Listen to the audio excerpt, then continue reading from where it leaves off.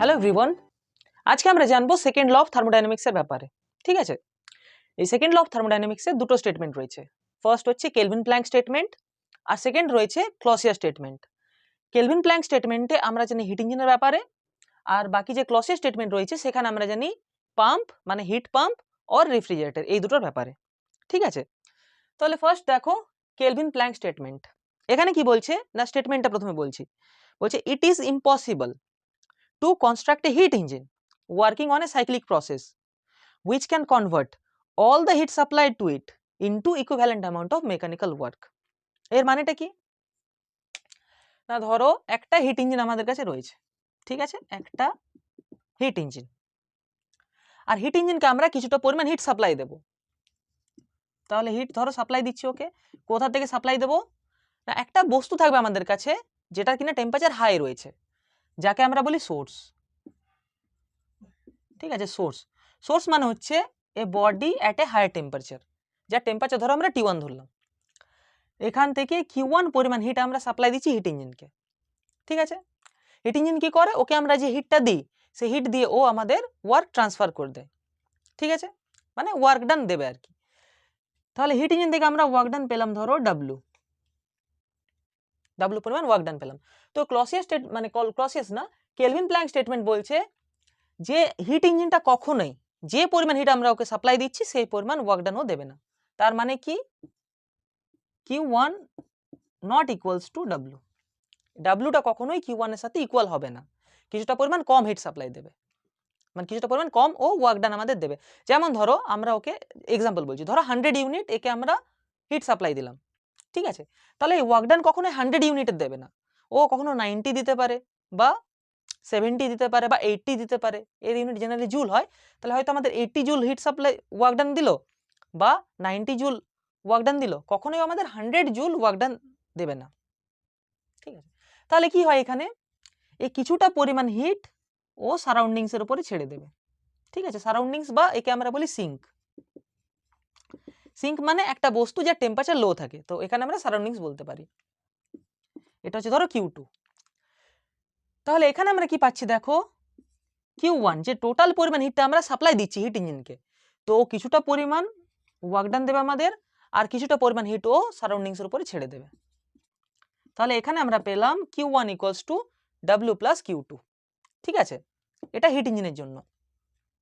Hit ইঞ্জিনকে যে পরিমাণ hit আমরা সাপ্লাই দিলাম এটা হচ্ছে W, যে পরিমাণ ওয়ার্ক ডান ও আমাদের দিল, আর Q2 হচ্ছে যে পরিমাণ হিট ও সারাউন্ডিংস এর উপরে ছেড়ে দিল। ঠিক আছে, তাহলে কেলভিন প্ল্যাঙ্ক স্টেটমেন্টে এটাই বলছে যে ইকুয়াল পাবো না কখনোই, হিট সাপ্লাইডটা ওয়ার্ক ডানের সাথে ইকুয়াল হবে না। ঠিক আছে, এরপর আমরা চলে আসছি ক্লসিয়াস স্টেটমেন্টে।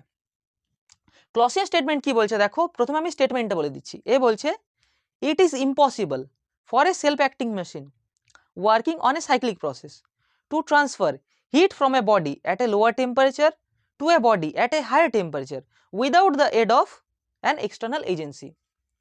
তার মানে কি দেখো, রেফ্রিজারেটর হোক বা হিট পাম্প হোক, সেখানে আমরা লো টেম্পারেচার বডির থেকে হাই টেম্পারেচার বডির দিকে হিটকে সাপ্লাই দিই। ঠিক আছে, নর্মালি কি হয়, ধরো দুটো বডি আমাদের কাছে রয়েছে, এটা ধরো একটা বডি রয়েছে যার টেম্পারেচার হাই রয়েছে। ঠিক আছে, আর এটা একটা বডি যার টেম্পারেচার লো রয়েছে, এ ধরো 100, এ রয়েছে 30।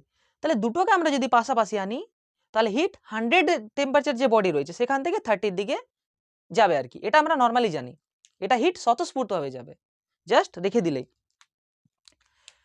তাহলে এখন যদি আমরা হিটকে ধরো 30 ডিগ্রি সেন্টিগ্রেডের বডি থেকে 100 ডিগ্রি সেন্টিগ্রেডে যে টেম্পারেচার রয়েছে সেই বডির দিকে আমরা হিটকে নিয়ে যেতে চাই, তাহলে তখন আমাদের অবশ্যই, ঠিক আছে, অবশ্যই যে ডিভাইসের থ্রুতে আমরা নিয়ে যাচ্ছি সেখানে এক্সটার্নাল ওয়ার্ক ডান করতে হবে। ঠিক আছে, ওটাই বলছে ক্লসিয়াস স্টেটমেন্টে।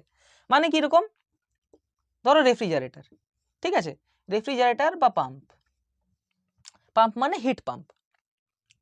রেফ্রিজারেটর আমরা কি করি, একটা লো টেম্পারেচার বডির থেকে, ঠিক আছে, লো টেম্পারেচার বডি যার টেম্পারেচার হচ্ছে T2, সেখান থেকে আমরা হিটকে নিয়ে যাই হাই টেম্পারেচারের বডির দিকে যেখানে টেম্পারেচার হচ্ছে ধরো T1। তাহলে লো টেম্পারেচার বডির থেকে Q2 পরিমাণ হিট নিলাম, আর হাই টেম্পারেচার বডির দিকে Q1 পরিমাণ হিটকে সাপ্লাই দিচ্ছে। তো এই কাজটা কিন্তু স্বতঃস্ফূর্তভাবে হবে না, মানে নিজে নিজে থেকে হবে না। এটা যদি আমরা করতে চাই তাহলে অবশ্যই রেফ্রিজারেটরের উপরে আমাদের ডাব্লিউ পরিমাণ ওয়ার্ক ডান করতে হবে, মানে ওয়ার্ক ডান করতে হবে আর কি, যেটাকে আমরা ডাব্লিউ বলছি।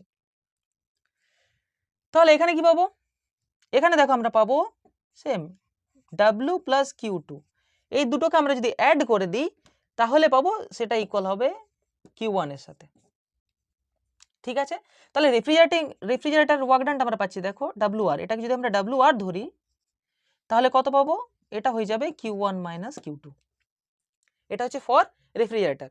সেম পাম্পের ক্ষেত্রে আমরা ওইটাই করি, যে লো টেম্পারেচার বডি থেকে হিটকে নিয়ে সেটা আমরা হায়ার টেম্পারেচার বডির দিকে সাপ্লাই দিয়ে দিই। তাহলে আমরা যদি সেম ধরো একটা লো টেম্পারেচারের বডি, যেখানে টেম্পারেচার কিনা T2, সেখান থেকে হিট নিয়ে আমরা হায়ার টেম্পারেচারের বডি, যেখানে টেম্পারেচার হচ্ছে T1, সেটা যদি আমরা সাপ্লাই দিই, ঠিক আছে, কিউ টু পরিমাণ হিট নিয়ে আমরা ধরো কিউ1 সাপ্লাই দিলাম হায়ার টেম্পারেচারের বডির দিকে। তো এই প্রসেসটা করার জন্য আমাদের অবশ্যই, ঠিক আছে, অবশ্যই আমাদের পাম্পের উপরে ওয়ার্ক ডান করতে হবে। এটা নিজে নিজে থেকে কখনোই হবে না প্রসেসটা, এটাই ক্লসের স্টেটমেন্টের থ্রুতে বলতে চাইছে। তাহলে এখানে আমরা কি পাবো, সেম ওইটাই পাবো, WP plus Q2 equals to পেয়ে যাবো Q1। ঠিক আছে, এই প্রসেসটা করার জন্য আমাদের পাম্প হোক বা রেফ্রিজারেটর হোক তার উপরে আমাদের কিছুটা পরিমাণ ওয়ার্ক ডান করতে হবে, তবে গিয়ে এই প্রসেসটা সম্ভব হবে।